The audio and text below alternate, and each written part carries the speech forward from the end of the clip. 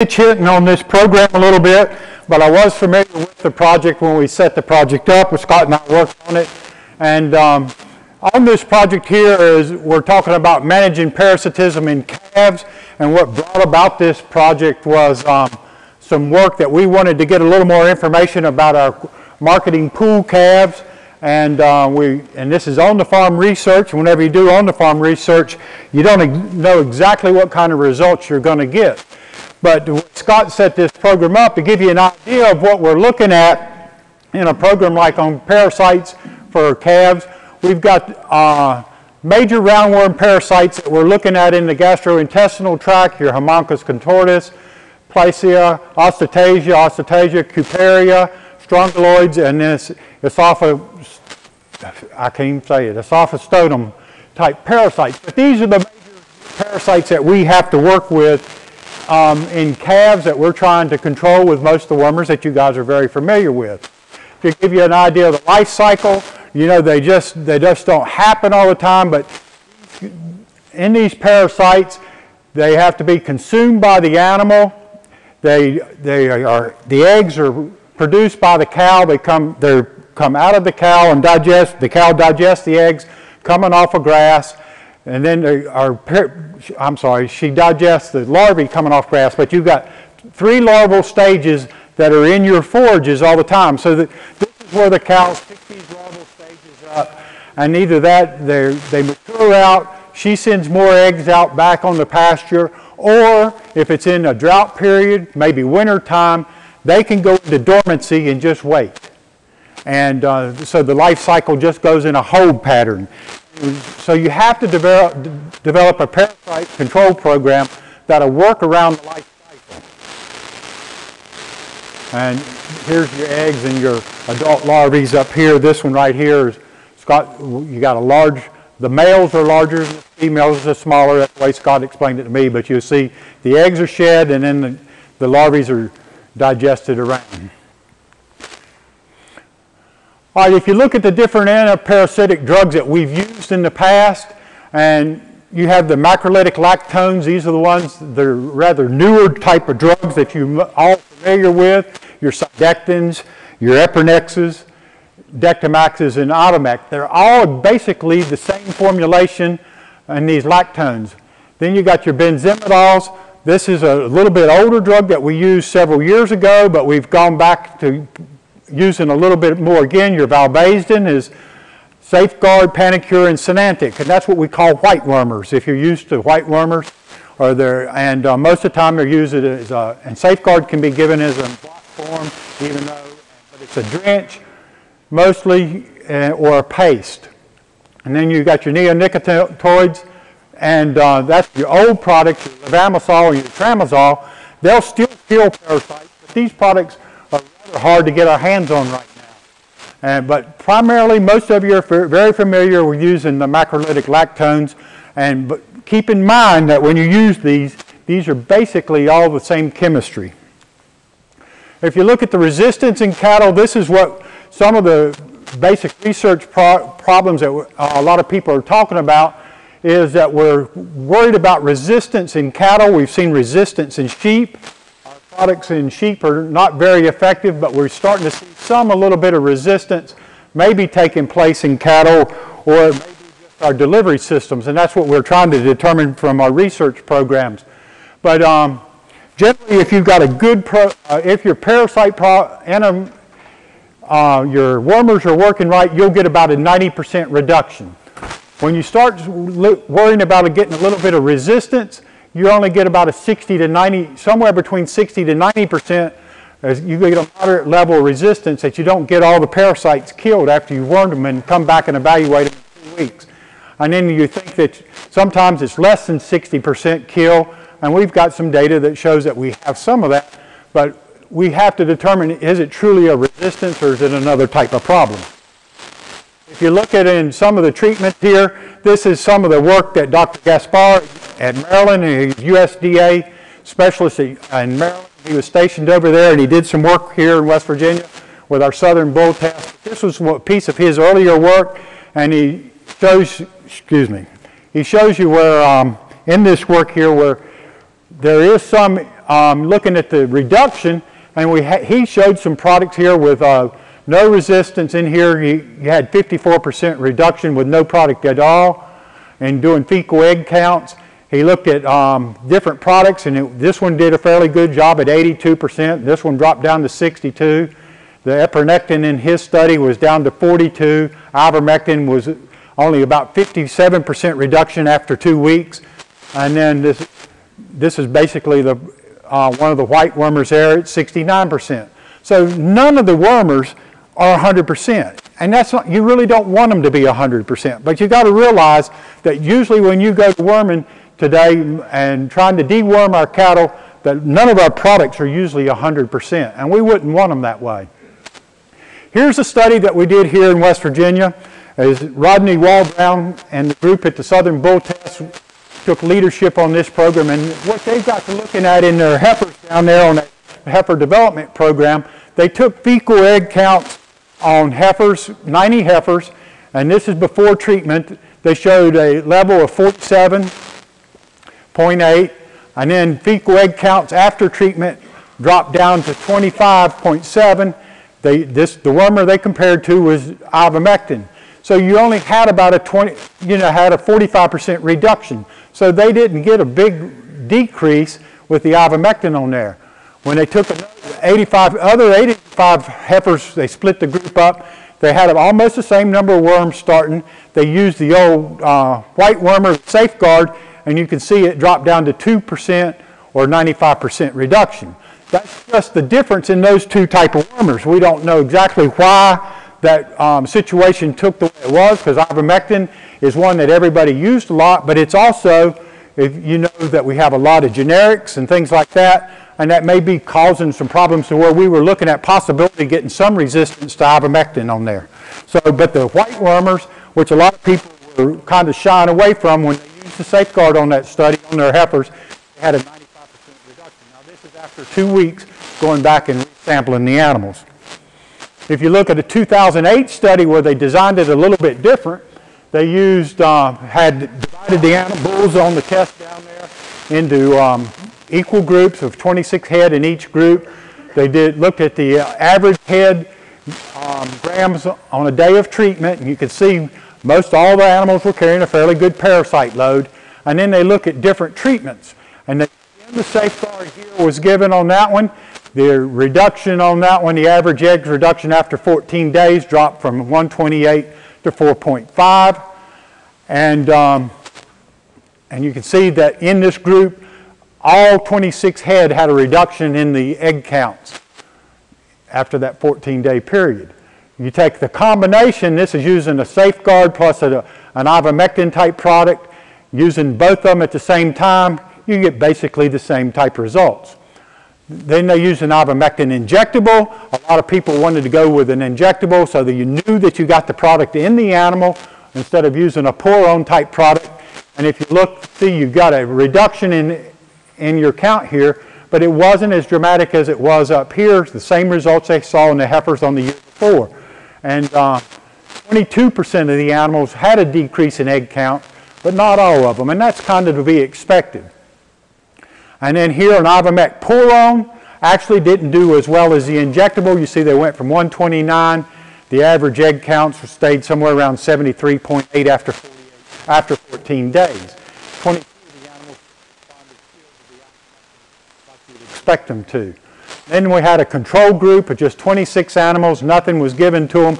And for some reason, I don't know why, but they dropped also a little bit, somewhat from off the high level. But after 14 days when they remeasured them, they had also dropped too. And I don't know whether it's just the relationship of where they were all running together in a pen. But these were basically animals in dry lot. They didn't have an opportunity to become reinfested or anything because there are animals that were on the bull test station down there.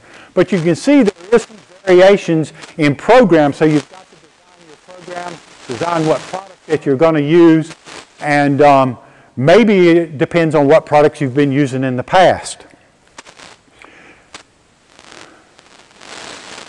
So what they thought, what Dr. Gaspar and Rodney were talking about when they were putting it together, they felt like they maybe had some indication there might be some resistance in our cattle, or lack of efficacy of the macrolytic lactones or the ivermectin type products. And not just picking on ivermectin, it would have maybe been the situation if we'd used any of the lactones. The benzimidazole or the safeguard was still quite effective even in the bulls as it was in the heifers. All right, parasites are quite troublesome in calves because you've got a young naive type animal, you've got a cow that's always emitting eggs and parasites out on the forages, so they're always going to have an opportunity to be reinfested. So we were wanting to look at some results when we're doing calves and know what parasitism can do to us. Of course, what we're most concerned about is we're losing some growth factor at pre-weaning time. And then if you get too much of a parasite load, you have a harder weaning transition period there. The animals go through more stress.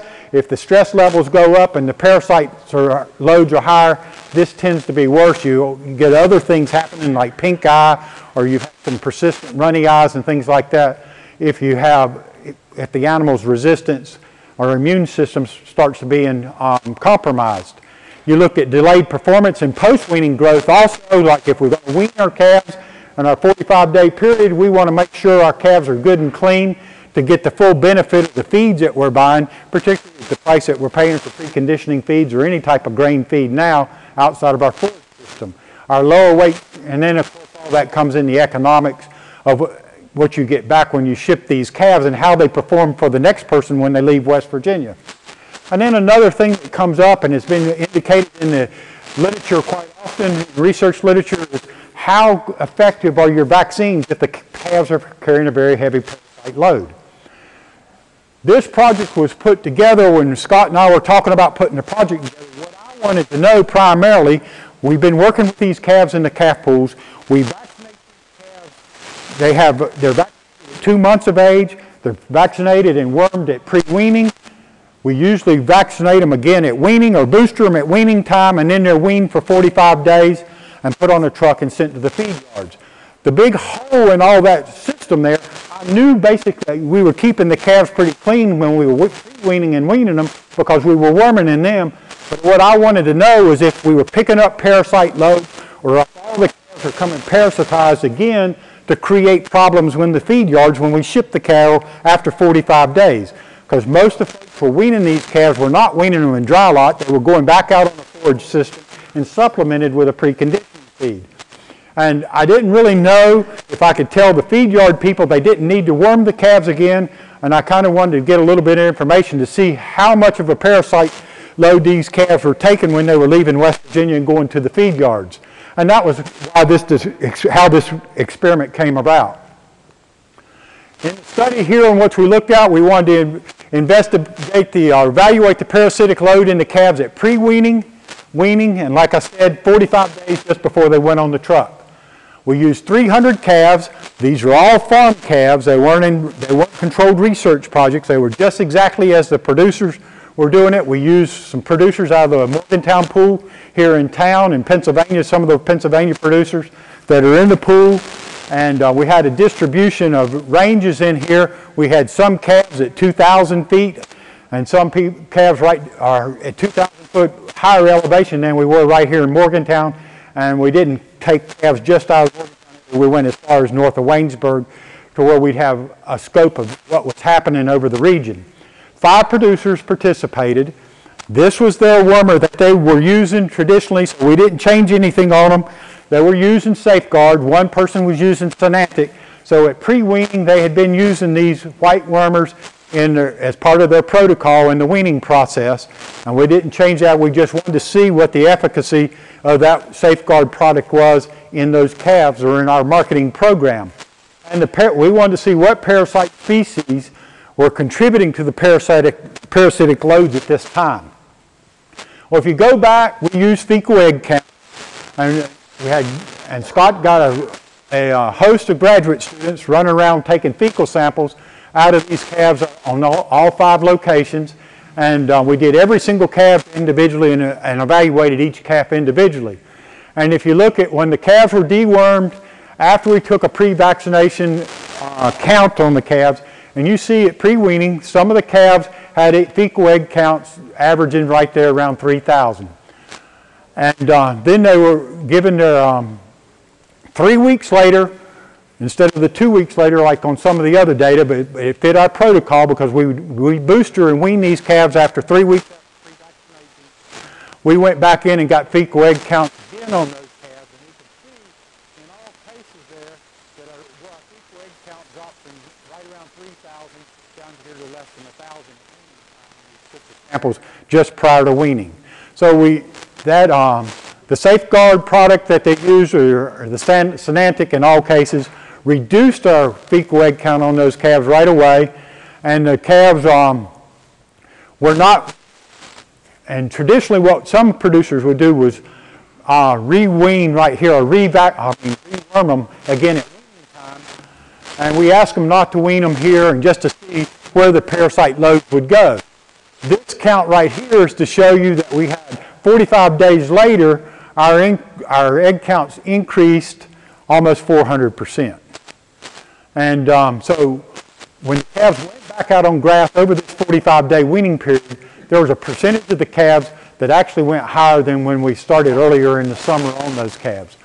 All right, if you want to look at what worms were primarily our problem in there, we had our stomach worm species of Ostatasia and Homunculus, and Cooperia was our 3 primary wormers like that, and then not all calves, I think all calves had some indication of tapeworms.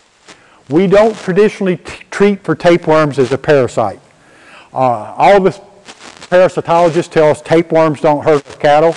They're not nice to see, but they're there, and most of the doses, particularly the dose that we were using with Safeguard, wouldn't have knocked out the tapeworms in these cattle.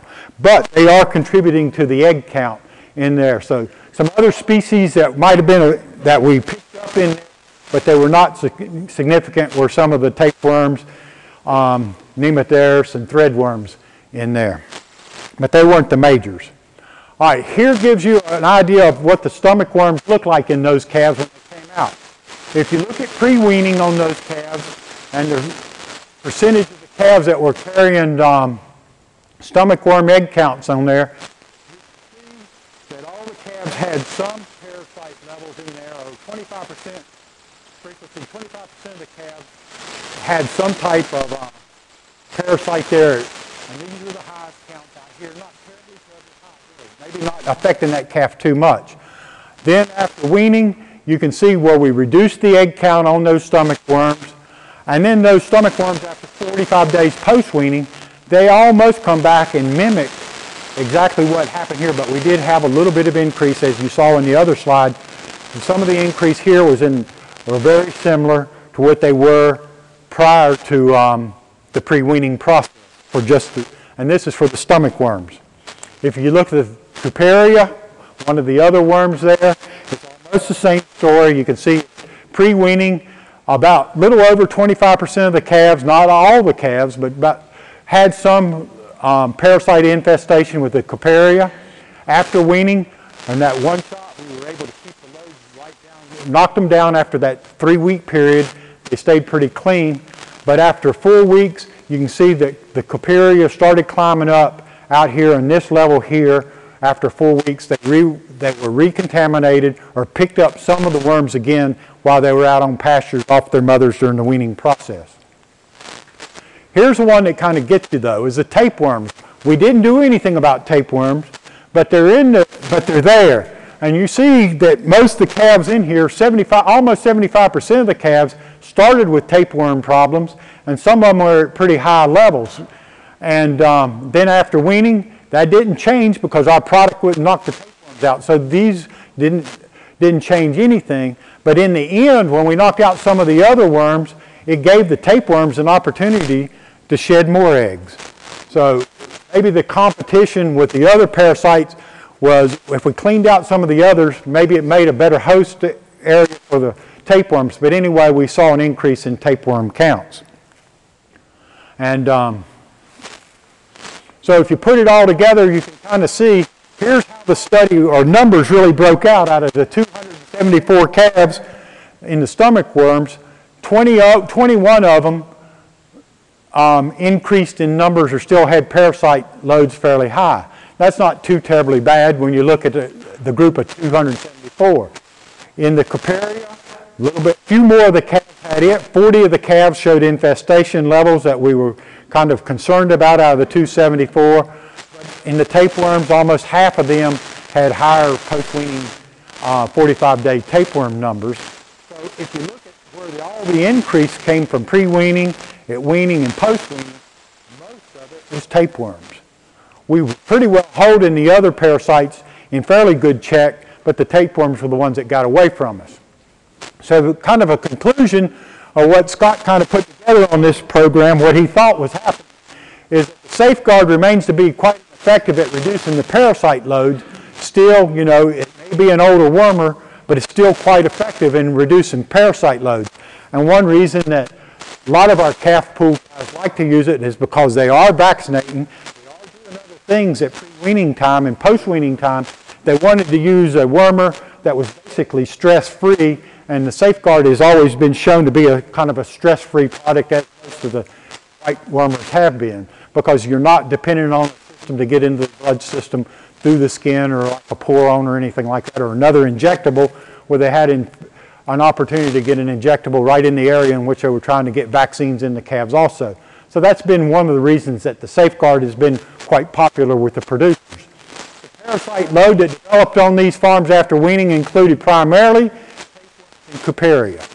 Those were the parasites that would give us the most problems, but like I said, the tapeworm was not supposed to be a problem as far as economics of performance of the calves.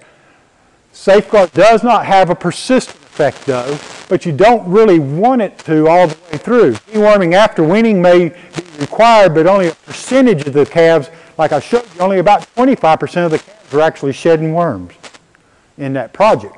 So, and that's pretty typical. If you look at most any parasite study, or even if you did a survey of the calves on your own farm, you will find about 25% of your animals are the primary shedders, and some of the others build resistance or do not have the problem with the parasite loads. It's usually about 25% of your herd. In this case, less than 25% of the herd contributed to about 80% of the fecal egg counts in this study. All right, if you want to maintain a drug efficacy on this type of thing, we don't want every single animal, we don't want to be able to get 100%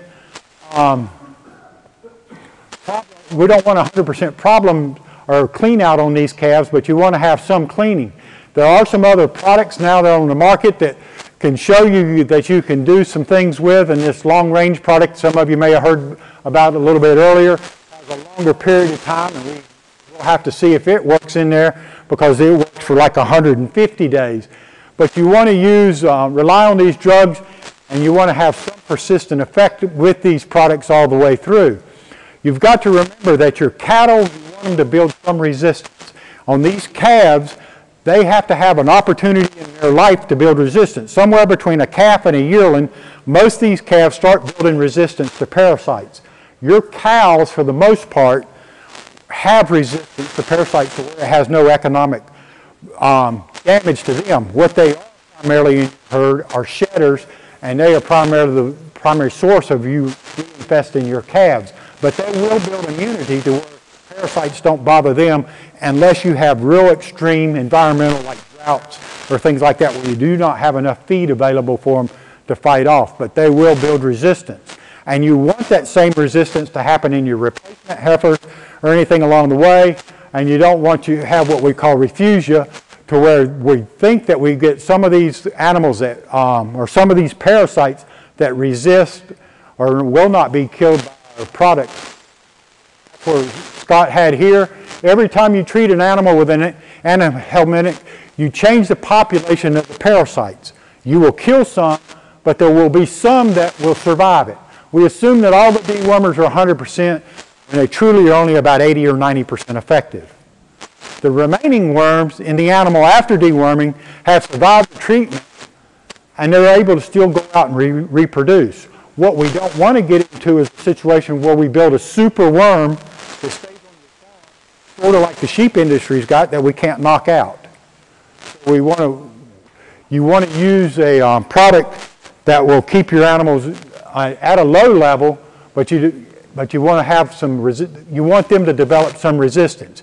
You want to maintain a population of parasites parasites that are still susceptible to the dewormer that you've chosen to use. You accomplish this through selective worming, and what some people are saying here, by not deworming some animals, you're allowing a refuge of those susceptible genetics to reside in your population so you can knock them out eventually. And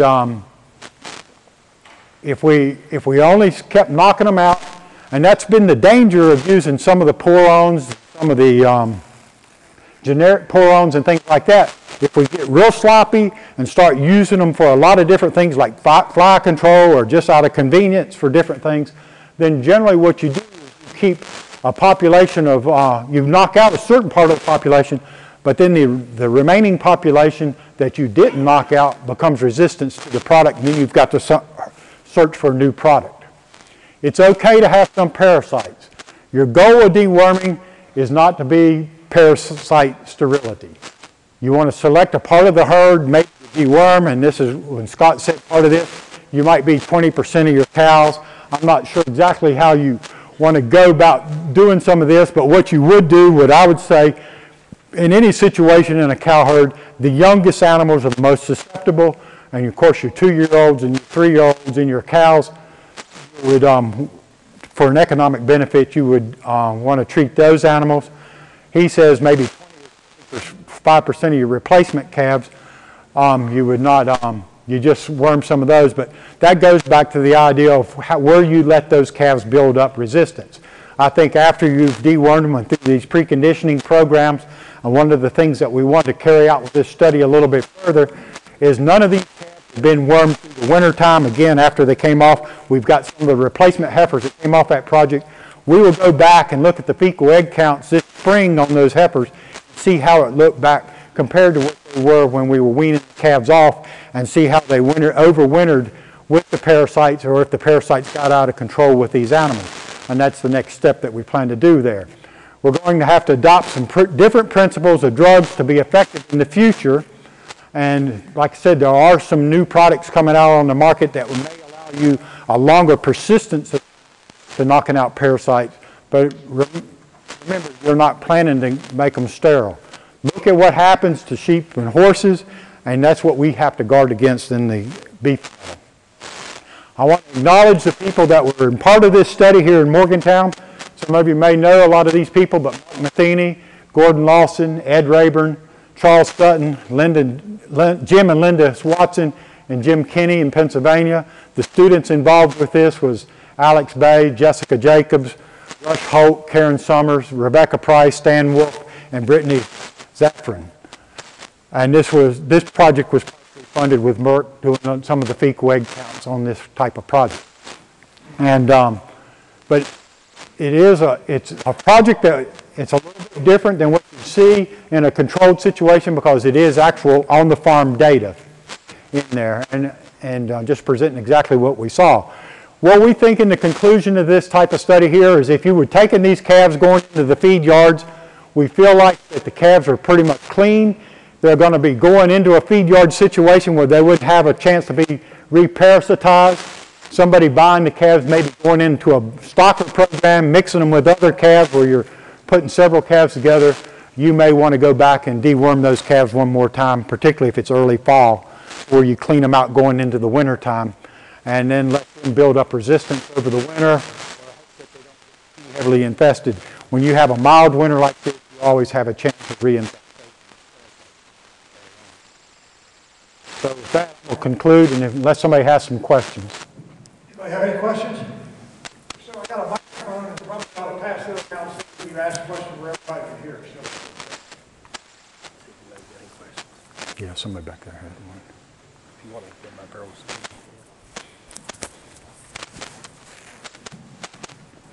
Do you foresee anything like the FEMACHA system that you use in sheep and goats that could be used in cattle, like on an on-farm basis to determine who needs to be dewormed?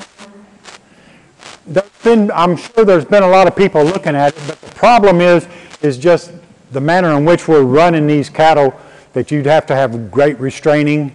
And I know my years of working with people on the farm, they don't have that good of restraining systems to be looking too many eyes or a system like that. questions? Yeah, do you find that worming problems are worse when you alternate pastures from one species to the next? In other words, I'll give you, in my example, I just rented a farm that had been a horse pasture for about 4 years. The pastures are in great shape. But there's been no cattle on the farm for 4 years, and I'm going to put about 50 steers over there this spring. Should I expect a worse problem or less? He's asking about whether he should be concerned about moving cattle on the farm that primarily horses on it, and hadn't had cattle on it for several years. I think you're going in the best of situations. You're not going to have too many of the parasites that would be an economic detriment to you there to give you a problem in that situation. That'd almost be like when you wormed them and moved them in there, you'd be moving the clean pasture, because you're not going to have that cross species problem. They're basically, going to be different. And they shouldn't give you any problems. Folks, I think in all these wormers, we just happen to use those. So I'm not touting one over the other. I know that, as you can see, that one worked fairly well for us in that time period of frame in which we were evaluating them. But I've always seen that about all wormers work if you get them in the animal and do it right. I have real problems with some of the pour-ons, the way people handle them. And some of the problems are failures are mechanical problems on how you're getting the product into the animal. That's the problem I have when I've done studies with generic type products, is getting it, with a pour-on, you're depending on the active ingredient to come through the skin. If you pour it out there and they got a lot of hay and chaff and stuff on their back this time of year and that's not open to the skin, you're reducing your opportunity to get the active ingredient in that animal. And that's one reason a lot of people have gone to injectable type, because they can get them in the animal and not worry about the transition through the skin. The generics, I feel certain that the active ingredient, your ivermectin, and any of those type of products are there, but the carriers are not the same. I mean, nobody's monitoring what the carriers are, and we don't know if the product's coming through and getting into the animal. And it kind of looks like dose responses when you go back and actually do fecal egg counts and compare some of those. I did a very similar study with that on yearling heifers. Almost exactly the same kind of results they had on those heifers at the Southern Bull test. It mimicked it in a totally different situation, but it looked like after 3 weeks, we had half our parasite load back with and this was comparing a generic pour-on. Within 3 weeks, we were all the way back to about half of what we knocked out of them, and in 4 weeks later, it didn't look like we knocked any parasites out of them. But when we used the white wormer in comparison to the generic, we had the initial knockdown was really good, and it persisted a lot longer than the 3 to 4 weeks that we saw with the generics. So I just kind of shy away from some of those personally. But I have seen really good results with all these wormers. I think more than resistance we have is we have a failure of mechanically getting the product in the animal. Is what I think we see a lot of times. And How long does that larva live outside the host? I can't answer that. Somebody else would have to answer that one for me around here. How long does the larvae live outside the host in these, is what he asked. It's a long period of time, I know that, and they will overwinter.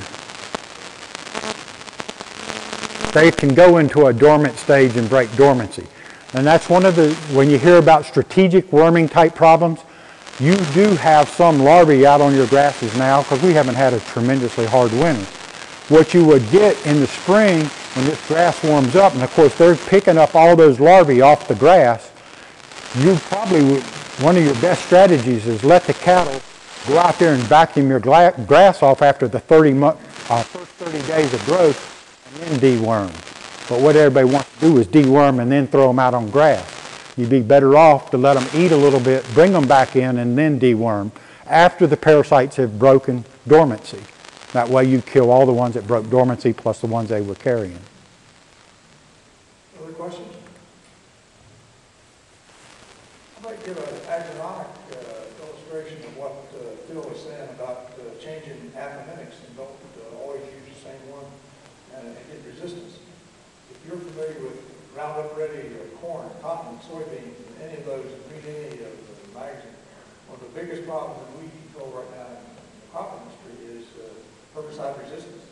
And it's because producers have continued to use that same herbicide because it is so effective. They use it over and over and over, and now it's got the resistance that you simply cannot control at all, and there's no real good alternatives to it. And I showed you, the ivermectin type, the families and the white wormer families and things like that. If you switch between, because the others are basically very similar in their chemical makeups. So probably the best thing to do is if you've taken fecal egg counts and you're getting control, just keep what you're doing until it quits.